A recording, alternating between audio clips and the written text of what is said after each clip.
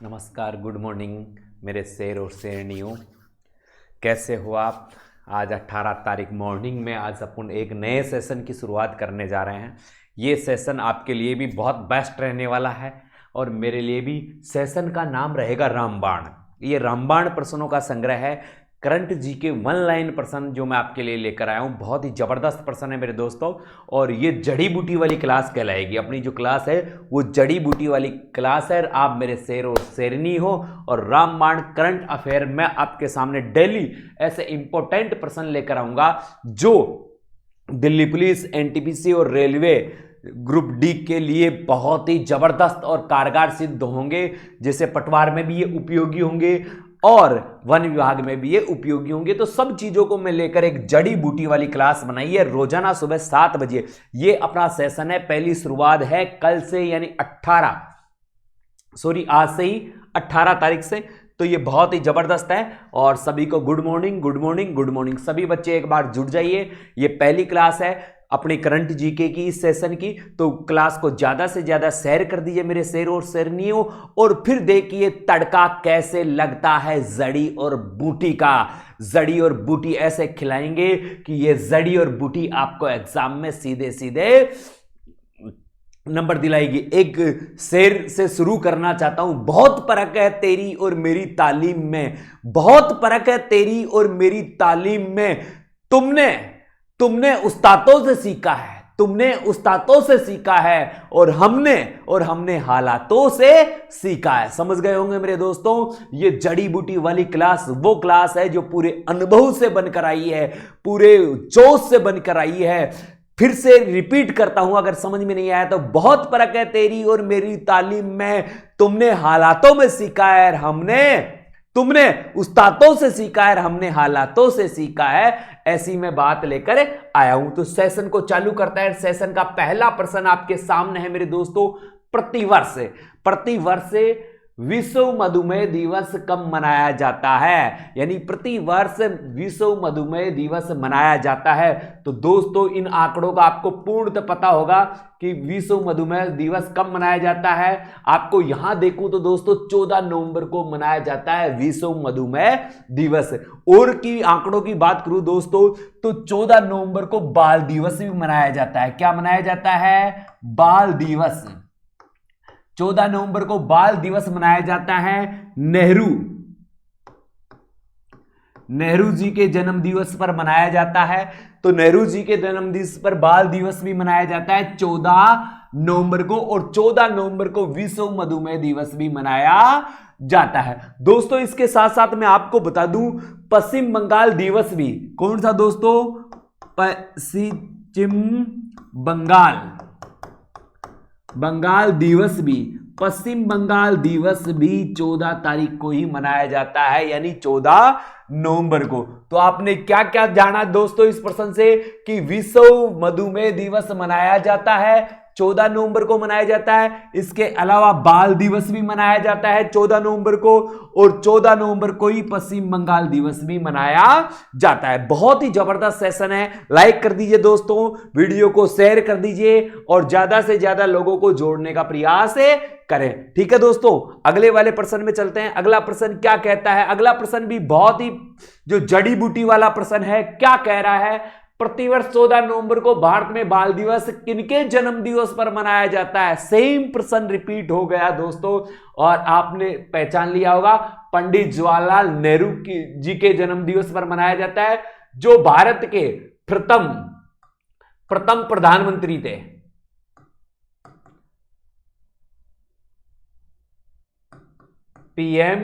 प्रथम पीएम थे। ये भारत के पहले प्रधानमंत्री थे पंडित जवाहरलाल नेहरू।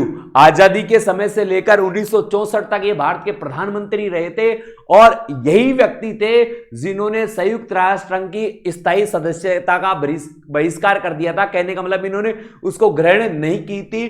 गुट निरपेक्ष से जो दल था उसका उन्होंने जन्म किया था। भारतीय जो विदेश नीति थे उसके स्वयं के जनक, भारतीय विदेश नीति के जनक की भी कहे तो अपने पहले प्रधानमंत्री पंडित जवाहरलाल नेहरू को कहा जाता है। दोस्तों यहां कुछ व्यक्तियों के नाम हो रहे हैं। लाल बहादुर शास्त्री जो 1966 में उनकी मृत्यु हो गई थी। और कहां हुई थी दोस्तों? ताशकंद में। कहां हुई थी? ताशकंद में। ताशकंद, भारत पाक युद्ध के जस्ट बाद ताशकंद समझौता हुआ था, तो ताशकंद समझौता करके ये वहीं रुके थे नाइट में, वहां उनकी मृत्यु हो गई थी। और 2 अक्टूबर को, 2 अक्टूबर किसको दोस्तों? 2 अक्टूबर को लाल बहादुर शास्त्री और 2 ही अक्टूबर को महात्मा गांधी जयंती भी मनाई जाती है। राजीव गांधी भी भारत के पीएम रहे हुए हैं दोस्तों, पीएम थे। इंदिरा गांधी की मृत्यु के पश्चात 1984 के इलेक्शनों में इन्हें रिकॉर्ड तोड़ बहुमत मिला था और सबसे अधिक बहुमत प्राप्त करके ये भारत के क्या बने थे? पीएम बने थे। और इन्होंने भारत के लिए बहुत ही अच्छे अच्छे कार्य किए थे। पीवी नरसिम्हा राव ये भारत के 10वें पीएम थे। कौन से? 10वें दोस्तों, 10वें पीएम थे। कौन थे?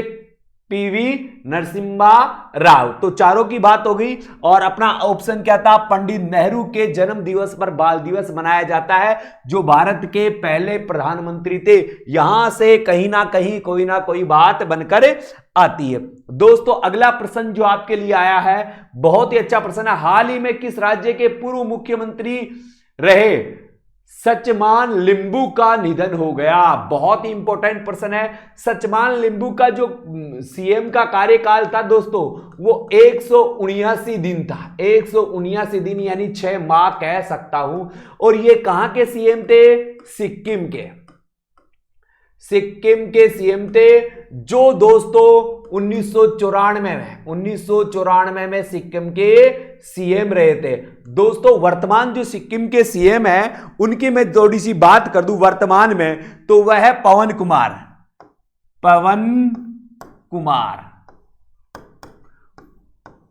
चामलिंग। पवन कुमार चामलिंग है। इन पवन कुमार चामलिंग का चामलिंग, इनका जो मैं नाम ले रहा हूं दोस्तों, नमस्ते दोस्तों, नमस्ते, चामलिंग का नाम ले रहा हूं। ये मैं क्यों ले रहा हूं दोस्तों कि भारत में सबसे अधिक क्या दोस्तों? सबसे अधिक कार्यकाल वाले सीएम है। भारत में सबसे अधिक कार्यकाल वाले सीएम है। और वह सीएम कौन है? पवन कुमार चामलिंग। और लगभग इन्होंने कितने वर्ष? लगभग 25 वर्ष सीएम के पद धारण किया है। 25 वर्ष। कितने वर्ष दोस्तों? 25 वर्ष। 25 वर्ष सीएम के पद पर रहे। वर्तमान में भी ये सिक्किम के सीएम है। तो सिक्किम के सीएम की मृत्यु हुई है, पूर्व सीएम की मृत्यु हुई है, जिनका कार्यकाल 179 दिन यानी 6 माह रहा था। 1994 में ये सीएम बने थे सिक्किम के। उनके बाद से ही पवन कुमार चामलिंग बने हैं और वर्तमान तक है। और भारत में सबसे लंबे कार्यकाल वाले जो अगर आपको सीएम पूछे, मुख्यमंत्री पूछे, तो पवन कुमार चामलिंग सिक्किम से। दोस्तों एक बात और बताऊं, दिल्ली पुलिस में यह प्रश्न पूछा गया है कि भारत में सबसे अधिक कार्यकाल वाले मुख्यमंत्री कौन थे? उस समय पश्चिम बंगाल के डीडी जो बसु जी थे वो थे, मगर वर्तमान में अब कौन हो गए हैं? पवन कुमार चामलिंग हो गए हैं दोस्तों। तो इनका विशेष रूप से ध्यान रखना है। आगे चलते हैं दोस्तों। अगला प्रश्न है, हाल ही में कौन भारतीय मूल के व्यक्ति अमेरिका के कार्यवाहक रक्षा मंत्री के चीफ ऑफ स्टाफ बने हैं? ये बने हैं दोस्तों काश पटेल। कौन बने हैं? काश पटेल। अभी हाल ही में जो ट्रंप ने अपने जो कौन थे रक्षा मंत्री थे उनको बर्खास्त कर दिया था, फिर जो बनाया उनके, तो उन्होंने अपना जो बनाया है चीफ ऑफ स्टाफ, वह काश पटेल को बनाया है। ठीक है दोस्तों, आगे बढ़ते हैं। अगला प्रश्न है, बहुत ही अच्छा प्रश्न है। हाल ही में कौन दुनिया का पहला 6G, कौन सा दोस्तों? 6G उपग्रह लॉन्च करने वाला देश बना है? 6G उपग्रह लॉन्च करने वाला जो देश है दोस्तों, वह कौन है? चीन। ये 6G है ना दोस्तों, 5G पहले ही लॉन्च हो चुका है 5G। तो ये 6G 5G की तुलना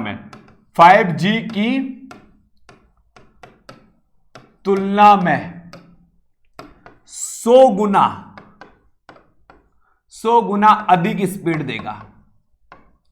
100 गुना अधिक स्पीड देगा, यानी इसकी स्पीड होगी वह 100 गुना ज्यादा होगी, 100 गुना तेज होगा, ये 100 गुना क्या होगा, तेज होगा। और चीन ने यह अपना उपग्रह छोड़ा है, चीन ने अपना उपग्रह छोड़ा है। ठीक है दोस्तों, अब दोस्तों थोड़ी सी आपको बात होगी, तो चीन जो अभी जो वुहान शहर था वहां से कोरोना वायरस आया है, तो चीन की राजधानी क्या है दोस्तों,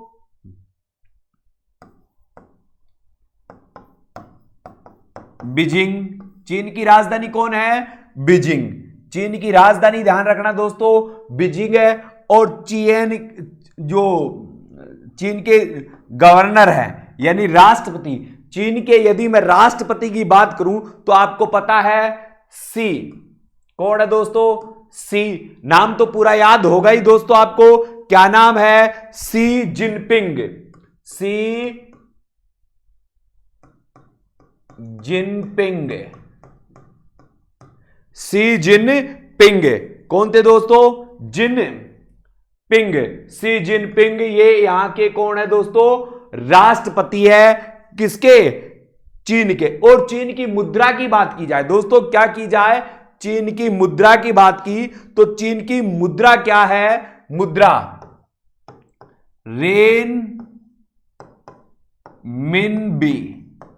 चीन की जो मुद्रा है दोस्तों वो क्या है, रेन मिनबी, ये चीन की मुद्रा है। चीन के राष्ट्रपति कौन है, सी जिनपिंग।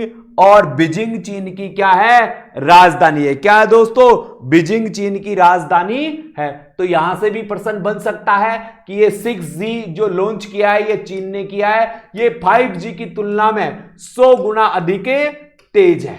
दोस्तों आगे बढ़ते हैं इसी के साथ, हाल ही में किस देश के प्रधानमंत्री शेख खलीफा बिन सलमान अल खलीफा का निधन हो गया, बहरीन के थे। कहां के थे दोस्तों, बहरीन के थे। राष्ट्रपति कहां के थे दोस्तों, बहरीन के राष्ट्रपति थे। और ये अपने कार्यकाल में रहते हुए मृत्यु को प्राप्त हो गए, प्रधानमंत्री थे। तो दोस्तों दुनिया में यानी विश्व में सबसे अधिक कार्यकाल वाले पीएम थे, यानी विश्व में सबसे अधिक कार्यकाल वाले पीएम थे। 1971 में पीएम बने थे ये बहरीन के। कहां के, बहरीन के पीएम बने थे। और 2020 में इनकी मृत्यु हुई है, अर्थात लगभग 49 वर्ष तक ये पीएम पद पर रहे थे। कितने वर्ष तक दोस्तों, 49 वर्ष तक ये पीएम पद पर रहे थे। अब इनके स्थान पर वहां के प्रिंस, जो वहां के प्रिंस है, क्राउन प्रिंस सलमान। कौन है दोस्तों, क्राउन प्रिंस सलमान अल खलीफा को वहां का क्या बनाया गया है, सलमान बिन है दोस्तों, सलमान बिन सलमान, यहां थोड़ा सा मिस्टेक आ गया है दोस्तों, सलमान बिन हल खलीफा को वहां का राष्ट्रपति बनाया गया। तो दोस्तों ये प्रश्न भी आपके लिए बहुत इंपॉर्टेंट है कि सबसे अधिक कार्यकाल वाले पीएम कौन है, प्रधानमंत्री कौन है। तो वो कौन थे दोस्तों, शेख खलीफा बिन सलमान अल खलीफा। और ये बहरीन देश के थे सबसे अधिक कार्यकाल वाले प्रधानमंत्री। अगला प्रश्न है दोस्तों, हाल ही में जारी हारून इंडिया की वर्ष 2020 की रिपोर्ट के अनुसार कौन सबसे बड़ा दानवीर भारतीय बना है, यानी सबसे बड़ा दानवीर भारतीय बना है दोस्तों अजीज प्रेम जी। और अजीज प्रेम जी ने 2019-20 में 7904 करोड़ रुपए 7904 करोड़ रुपए एक वर्ष के अंदर दान देने वाले बने हैं। और एक दिन की बात करें तो एक दिन में सबसे ज्यादा 22 करोड़ रुपए का इन्होंने दान दिया है। तो 2020 के सबसे बड़े दानवीर अजीज प्रेम जी रहे हैं, जो भारतीय मूल के हैं। ठीक है दोस्तों, इसी के साथ आगे वाले प्रश्न में पढ़ते हैं दोस्तों। आगे वाला प्रश्न क्या है? आगे वाला, पाकिस्तान क्रिकेट बोर्ड ने आगामी दौरे से पहले सभी फॉर्मेटों की कप्तानी किसे सौंपने की घोषणा की है? जैसे इंडिया में विराट कोहली है, वैसे ही वर्तमान में पाकिस्तान में बाबर आजम है। और बाबर आजम जैसे भारत में विराट कोहली को तीनों फॉर्मेटों का कप्तान बना रखा है, 2020, टेस्ट और वनडे, वैसे ही बाबर आजम को भी अब पाकिस्तान में टेस्ट क्रिकेट और वनडे और T20 के तो पहले थे, टेस्ट क्रिकेट का भी इन्हें कप्तान बना दिया गया है। तो सभी फॉर्मेट के कप्तान बाबर आजम को बनाया गया है, जो पाकिस्तानी है, बहुत ही अच्छे बल्लेबाज कहे जाते हैं दोस्तों। अगला प्रश्न है, बंबई इंडियंस ने कितनी बार IPL ट्रॉफी जीती? बहुत ही अच्छा प्रश्न है। बंबई इंडियन में जो IPL ट्रॉफी जीती है वो दोस्तों 5 बार जीती है। कितनी बार जीती है? 5 बार। सबसे पहले उसने 2013 में रोहित शर्मा की कप्तानी में IPL जीता था। फिर उसके बाद 2015 में भी उन्होंने रोहित शर्मा की कप्तानी में ही IPL जीता। फिर उसके बाद 2017 में भी उसने IPL जीता, हर 2 साल के अंदर, एक बीच में गैप दे देकर 17 में जीता। फिर उसके बाद 2019 में भी जीता, वो भी रोहित शर्मा के। फिर गैप खत्म हो गया, 2020 में भी रोहित शर्मा की कप्तानी में 5 IPL टूर्नामेंट जीते हैं मुंबई इंडियंस ने। किसकी कप्तानी में? रोहित शर्मा की कप्तानी में। और इस बार जो फाइनल हुआ था, उसने फाइनल में उसने किसको हराया है? ये आप सबको पता है, दिल्ली को हराया है। दिल्ली को, दिल्ली डेयरडेविल्स को हराया है और दिल्ली की करारी शिकस्त हुई है। और Trent Boult man of the match रहे हैं, यानी उस मैच के man of the match Trent Boult रहे हैं, जो पिछली बार दिल्ली से खेले थे। और दोस्तों बता दूं, विजेता टीमों के सदस्यों की बात करें तो रोहित शर्मा सबसे अधिक बार IPL विजेता टीम के सदस्य रहे हैं, 6 बार। एक बार डेक्कन चार्जर्स ने भी IPL का टूर्नामेंट जीता था, जो गिलक्रिस्ट की कप्तानी में जीता था। उस समय रोहित शर्मा डेक्कन चार्जर्स से खेला करते थे। तो रोहित शर्मा ने 6 बार IPL ट्रॉफी उठाने का गौरव प्राप्त हुआ है और अपनी कप्तानी में उसने 5 बार IPL टूर्नामेंट जिताया है। और बंबई की कप्तानी उसने तो IPL के सबसे सफल कप्तान कहे जाते हैं रोहित शर्मा। और रोहित शर्मा को इंडिया के कप्तान बनाने पर भी काफी मांग चल रही है दोस्तों। इसके साथ चेन्नई सुपर किंग ने, किसने? CSK, चेन्नई सुपर किंग ने 3 बार IPL जीता है। और कोलकाता नाइट राइडर्स ने कितनी बार जीता है? 2 बार जीता है। 4 बार किसी ने भी नहीं जीता। यानी कहने का मतलब बंबई के आसपास कोई नहीं है। और बंबई इंडियंस में जो प्लेयर थे वो सारे धुरंधर थे, ध्रुव आत्मा थे और आदिमानव भी इसमें रहा करते थे। आदिमानव समझ गए हुए किरीट पोलार्ड, जिसने सबसे अधिक स्ट्राइक रन रेट का अवार्ड उन्हें दिया गया है। ठीक है दोस्तों, आगे बढ़ते हैं। अगला प्रश्न है, भारतीय रेल ने हाल ही में किस अभियान की शुरुआत की जिससे ट्रेन में अकेली महिला को यात्रा के दौरान पूर्ण सुरक्षा, कैसी सुरक्षा? पूर्ण सुरक्षा एवं हर संभव सहायता प्रदान करने का संकल्प लिया है। दोस्तों आपको बता दें, वह जो है मेरी सहेली अभियान चला है। और मेरी सहेली अभियान के तहत RPF, जो पुलिस रेलवे सुरक्षा पुलिस है, RPF, उसकी महिलाओं की टीम गठित की गई है। और वो ट्रेन में जाकर महिलाओं के बारे में जानकारी प्राप्त करेगी, उन्हें सुविधाएं, किसी प्रकार की उन्हें दिक्कत तो नहीं होगी, वो इसके लिए पूरी महिला RPF की महिला टीम ही गठित की गई है। कौन सी टीम गठित की गई है? महिला टीम। यानी इसमें जो सदस्य होगी मेरी सहेली में, सारी महिला सदस्य होगी। तो इनके द्वारा मेरी सहेली अभियान जो भारतीय रेलवे में चलाया है, महिलाओं की असुरक्षा को देखते हुए अभियान चलाया, ऐसा बहुत ही सराहनीय कदम रहा है भारतीय रेलवे के द्वारा। अगला प्रश्न है दोस्तों, बिहार के मुख्यमंत्री के रूप में 7वीं बार शपथ ग्रहण किसने की? तो आपको पता है 7वीं बार जो बिहार के मुख्यमंत्री बने हैं वो बने हैं नीतीश कुमार। कौन बने हैं? नीतीश कुमार। आपको बता दूं 7वीं बार तो मुख्यमंत्री बने हैं और लगातार लगातार चौथी बार उन्होंने शपथ ग्रहण की है। उससे पहले 3 बार बने थे, बीच में गैप आ गया था, फिर लगातार चौथी बार वे बने। तो कुल कितनी बार बने हैं? 7वीं बार नीतीश कुमार बिहार के मुख्यमंत्री बने हैं। वो एनडीए घटक दल के नेता थे। एनडीए, बीजेपी एनडीए घटक दल के नेता थे। एनडी घटक दल जो भाजपा और क्या नाम था उनकी पार्टी का, दूसरी पार्टी का, जदयू, उनके द्वारा ये। और यहां जो बीजेपी की थी, बीजेपी ने 74 सीट जीतकर दूसरी सबसे बड़ी पार्टी बनी है। दूसरी सबसे बड़ी पार्टी बनी है बीजेपी। और जो ये जदयू थी,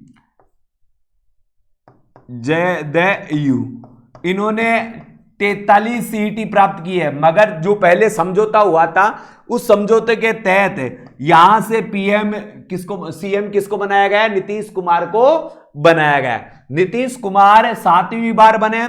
और सबसे बड़े दल की बात करें तो यहां सबसे बड़ा दल जो बना है महागठबंधन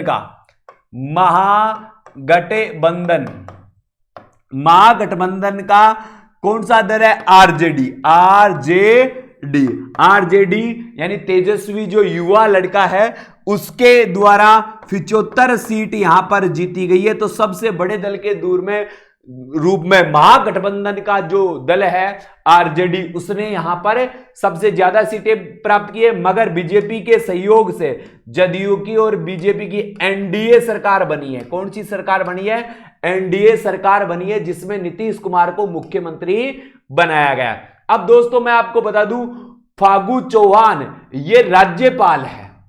राज्यपाल यानी बिहार के राज्यपाल कौन है? फागू चौहान है, जो बिहार के राज्यपाल है। इन्हें नीतीश कुमार को शपथ दिलाई है कल ही।